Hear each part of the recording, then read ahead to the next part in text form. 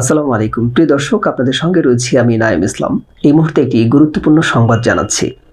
Zia orphanage trust দুর্নীতি মামলায় 10 বছরের সাজা থেকে বিএনপি চেয়ারপারসন বেগম খালেদা জিয়াকে খালাস দেওয়া হয়েছে।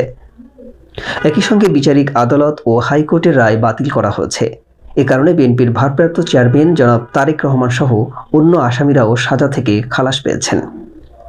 বুধবার 15 জানুয়ারি সকালে প্রধান বিচারপতি ডক্টর সৈয়দ রেফাত আহমেদ সহ আপিল বিভাগের 5 বিচারপতি সর্বসম্মতিতে এ রায় ঘোষণা করেন। হাইকোর্টের সাজার বিরুদ্ধে খালেদা জিয়ার আপিল মঞ্জুর করে সর্বোচ্চ আদালত এ রায় দেন। রায়ে আদালত বলছেন, প্রতিহিংসার বশবর্তী হয়ে এ মামলা করা হয়েছিল। সুপ্রিম কোর্ট প্রাঙ্গণে এক সংবাদ সম্মেলনে জ্যেষ্ঠ আইনজীবী জয়নুল আবেদিন বলেন, জিয়া অরফানেজ ট্রাস্ট দুর্নীতি মামলার নিম্ন আদালতের যে রায় দেওয়া হয়েছে, হাইকোর্ট থেকে যে রায় দেওয়া হয়েছে সেগুলো বাতিল করেছে আদালত।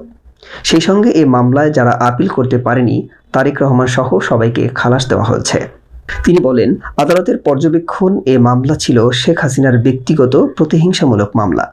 আদালত এটিকে ম্যালিশিয়াস প্রসিকিউশন বা বিদ্বেষমূলক মামলা বলেছেন।